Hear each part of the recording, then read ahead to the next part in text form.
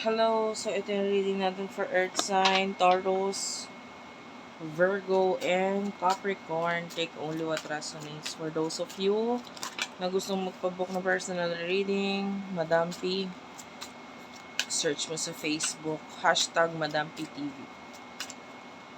By the way, marami akong poster. Pag may nag-message sa'yo, nag-add friend sa'yo, hindi ako yon. Okay? Especially kung hindi marunong mag-Tagalog. Kasi usually ng poster ko ay ano sila, ibang lahi. Alam mo yun. Ano talaga eh.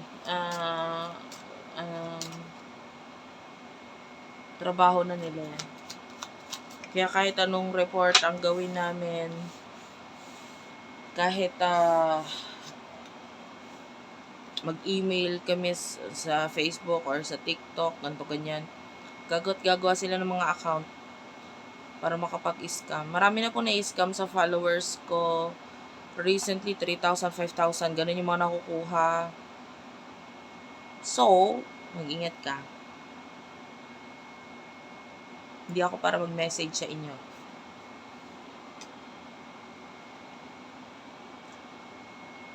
Ten of Clover, Queen of Clover.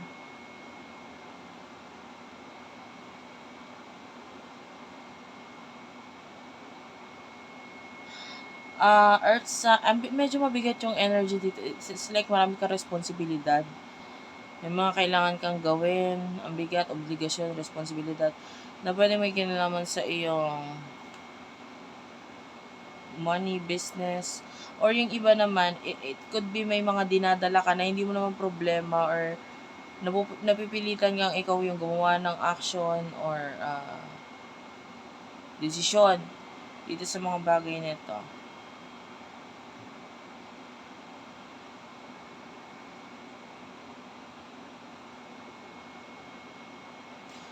Okay. Nakakuha ko ng energy ng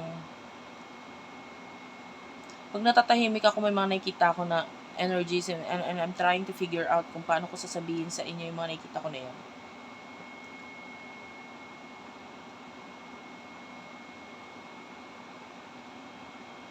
Parang bubong kasi siya eh.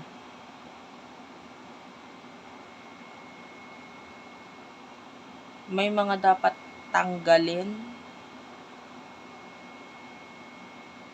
palitan.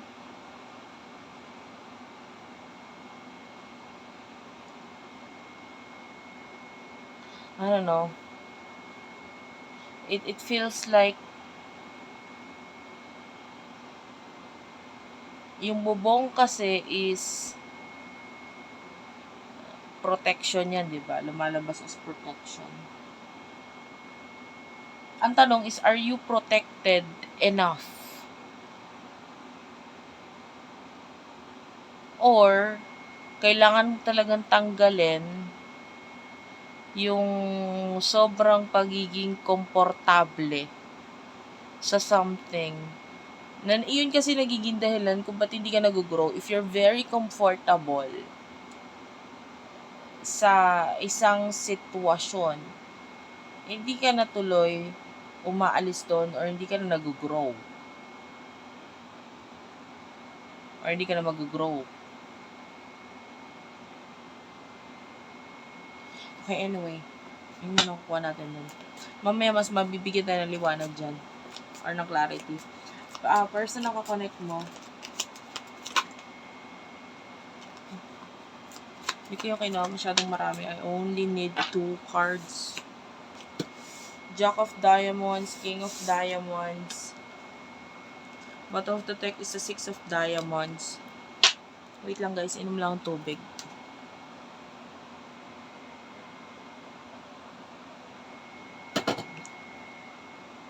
Nakakita nga pala ako ng gamot. I don't know if this is you na nagte-take ng gamot or medicine. This could be a reading.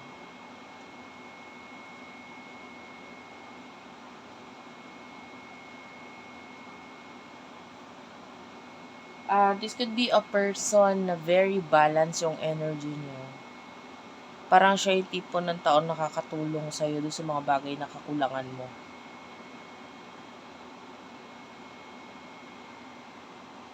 For example, kung ano yung strength mo, it could be yun yung weakness na itong taong to or vice versa. Kung ano yung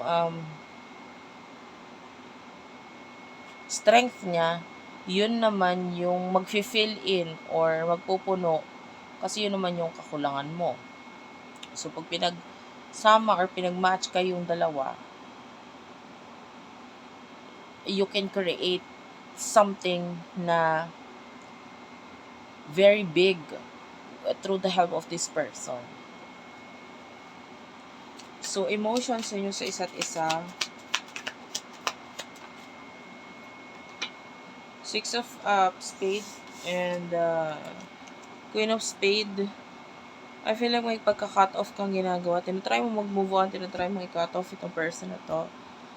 Five of Clover, pwedeng may mga challenges dito sa connection na to. Maybe another relationship with the Two of Hearts. Or maybe anything na may kinalaman sa children. So, I feel like may kina-cut off or kinakalimutan mo muna itong person na to focus on those stuff. No? So, emotions ng person na to for you. Well, I feel a lot of love dito sa taong to. Ace of Hearts, Three of Hearts, Four of Hearts. Lumabas yan. Kamoy nga pala ako ng Bopis. This could be a reading. I don't know if that's your favorite food or what. The Jack of Spade is here also.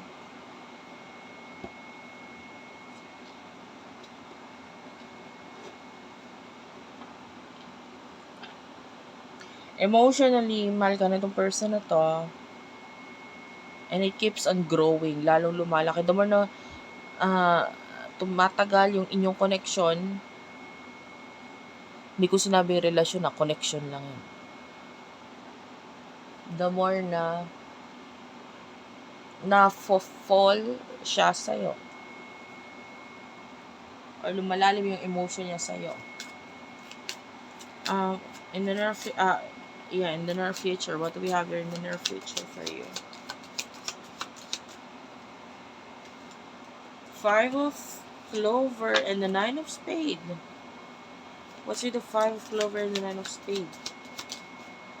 Four of Spade. Okay. Five of Diamonds. Seven of Clover.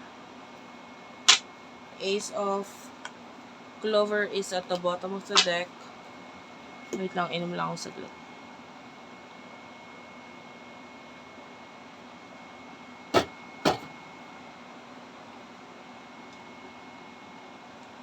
Nakita tayo dito na new beginning. May ending at saka new beginning. May mga pagbabago na gagawin ka sa sarili mo and at the same time, itong tao din na ito. So, yung mga pagbabago na yun makakatulong para magkaroon ng new beginning para sa inyo, sa inyong dalawa. With the Four of a Spade, it feels like you have no choice. You cannot you cannot escape reality. So, hindi mo yan pwedeng takasan. So, I feel like may mga uunahin ka dito, new beginnings for you, na mag-create or makakatulong para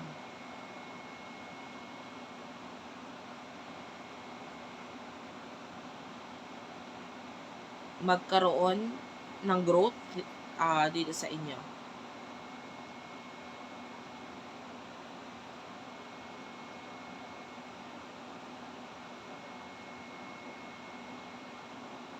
I feel like may tao, particular person na magdidikta sa'yo sa kung ano yung dapat mong gawin.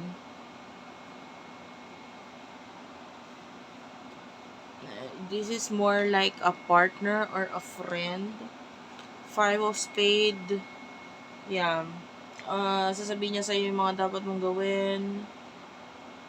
Mga decisions mo. Hindi ko sinabing itong past person, but there's definitely here. Could be a new person or someone na